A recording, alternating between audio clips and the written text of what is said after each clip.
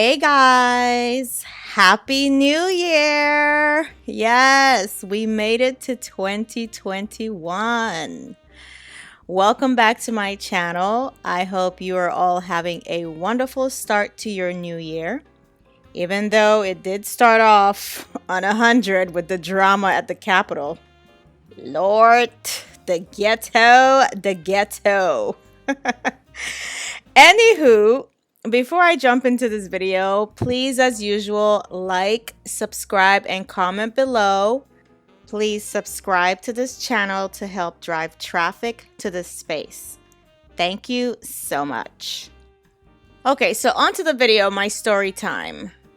Asking several men to help you solve the same problem for maximum coins. A lot of women do this, and you should definitely implement this strategy in your life. I conducted an experiment last week, and it flowed a little too well not to share. So I was planning on coming up with a damsel scenario for one of my gentlemen to test his generosity. And this is something I usually like to do with new guys to kind of gauge where they're at if things are not flowing as quickly as I would like it to. I usually come up with a generosity test. Now, I don't know about you guys, but I personally don't like using negative scenarios because I don't like speaking negativity into my life. Like, for example, saying that you have a flat tire when you actually don't have one. You could mess around and manifest that shit right into your life if you're not careful. So, call me superstitious, but that's just not the way I like to come up with my scenarios. I like to use real life scenarios that are not negative but will still make them want to help. But the universe had my back, you guys. The battery in my car actually died. It actually died. Yes, I know. It was too perfect. I had just finished playing tennis and I went to start my car and it would not start. One of the men at the tennis center tried to help me jump it, but it just would not take a jump. The battery was so dead. It was deader than dead.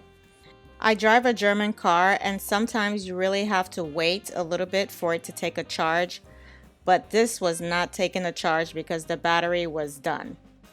But it was a perfect scenario because I took a picture of the whole scenario. Me getting jumped while my car was getting towed, the whole nine.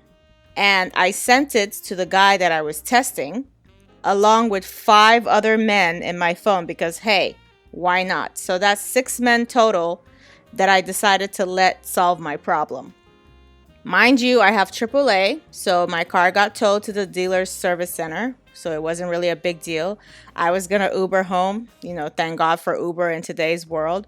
But one of the guys, of course, at my tennis center jumped to offer me a ride. I think he had been eyeing me for a minute, so this was like his chance to get close. Whatever.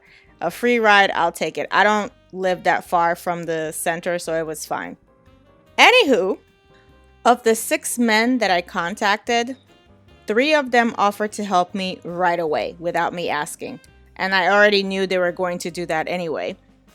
Unfortunately, that didn't include the guy that I was originally intending to test. I know. Womp womp. 2 of them sent me money without me even telling them the cost.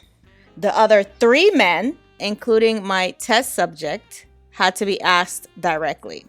So of the 6, 3 of them offered to help right away. 1 of them paid the dealership directly, and 2 of the 3 sent the money without me even telling them what the cost was. And just a side note, 1 of the 3 eager beavers is actually a client. For those of you who are wondering, what is she talking about, client? You should know that I'm a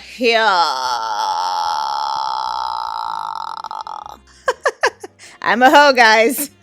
Although I would think that anyone on this channel already knows that tidbit of information. But yes, I'm a courtesan, a woman of the world, if you will. So yeah, 5 of the 6 men are civilians and 1 of them is a client.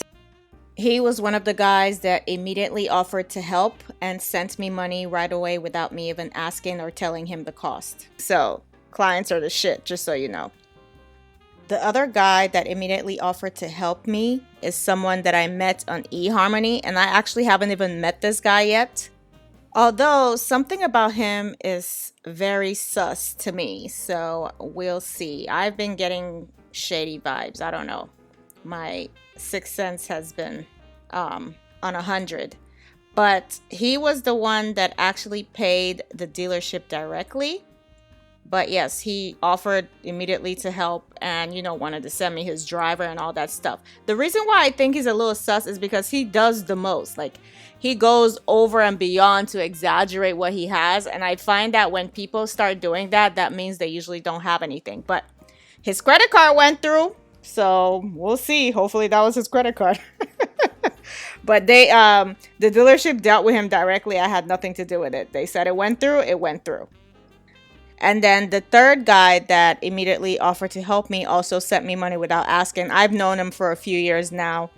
I met him when I was dancing and we kind of just became friends, but strictly platonic. Like, never had sex with him, but he's always giving me money and buying me shit. So those guys are good to have. Now let's discuss the last 3 men who did not pass the vibe test. I mean, I guess they all passed the test in the end because I got money from them all. Okay, so the fourth guy I actually met on LinkedIn, and that's a hot tip for you ladies. Non-traditional dating sites where there isn't competition is where you should be looking. He sent me money in the past, and I haven't slept with him yet. He's married. He said yes without hesitating when I asked, but I didn't really like that I had to ask. But hey, he sent it, fine. Now let's talk about my guy, the original test subject that this whole damsel scenario was created for in the first place. He sent me the money, but not until after he was crying poor mouth. For those of you who don't know what that means, it's a term that I got from one of my island girlfriends. And it's basically the guys who want to tell you how they don't have that much money and they whine about giving you the little bit that you asked for. In his case, he's retired and he tried to use that to cry poor mouth. Even though just 2 days before, when I had asked him why he retired, he used the same breath to tell me that he doesn't have to work and will still maintain his same lifestyle with ease. He has several homes. He golfs practically every day at a private country club that he belongs to. And by the way, he belongs to other country clubs in the places where he has homes. He basically does all the rich man things, but he wants to cry about $300. The cost was actually a little bit over $250, but I told all of them $300, just rounding up. Some of them gave more. That's how you know he's generous. And others gave me the exact amount. So, whatever. But at least they gave me what I asked for. But Mr. Poormouth seemed very annoyed about having to give me money. And that right there tells me exactly how he feels about me. You see, he's one of those men who likes to lie, just like I advise you to do to men in my previous episode. See this? Guys lie all the time. He's one of those guys that likes to lie and tell you what he thinks you want to hear so that he can get to sleep with you.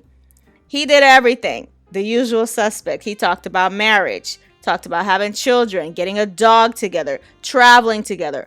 All the shit that basic bitches would eat up and bust it wide open for. But not I. I kind of already felt that he didn't really like me as much as he claimed to like me, because even though he spent money on me, I just feel like it hasn't been as effortless as it should have been. Because I know what it feels like when a guy is actually head over heels falling for you. This is one of the reasons why I encourage women to date more than one guy. Date frequently and often. I mean, look here. I had 6 men in my phone to test. I probably could have tested a few more, but I didn't feel like doing too much. I ended up profiting about $1,200 off this experiment, which is nothing to scream about. But It's not bad for just picking up the phone and sending the same damsel story to 6 men. Plus, wasn't that the stimulus that they gave us in the beginning of the year? So, yeah, you should definitely date multiple men, not just so you can have guys to have in your phone, but so you can have someone to compare behaviors to. If you only have one guy, who are you going to compare his behavior to? Whereas if you had several men and one is very generous, you can tell who's the cheap one based on the generous guy and vice versa. And last but not the least, the 6th guy. This guy is up there in age. He's a little bit older. And he didn't want to bother with Zelle, which is how all the guys sent me money, by the way, except for the one that paid the dealership directly. I was actually hoping to use this experience to get him to figure out Zelle. Because believe it or not, this man still writes checks. That's how old he is. He still writes me checks every time I see him. It wasn't too hard to actually get him to give me the money, but I just was really hoping that he would figure out Zelle so he can stop fucking writing me checks. But hey, whatever. He actually went to the physical bank and deposited cash in my account. Like, sir, this could have been done in less than 5 minutes. But hey, I'm thankful that he did what he was supposed to do. And maybe we'll try for him figuring out Zelle another day. But he just did not want anything to do with it. And I feel like maybe because he's so old, I have to like actually guide him a lot. Like, because I swear he does give me money. He's generous. But I have to like kind of coax him to where he's supposed to be. Like, this is one of those guys that tries really hard and fights technology to the death. It's ridiculous. But hey, fingers crossed. Maybe he'll finally learn Zelle. Pray for me, you guys. Anyways, I'm sure I don't have to tell you that I could have paid for the battery myself. But in the words of Lil Kim, why spend mine when I can spend yours?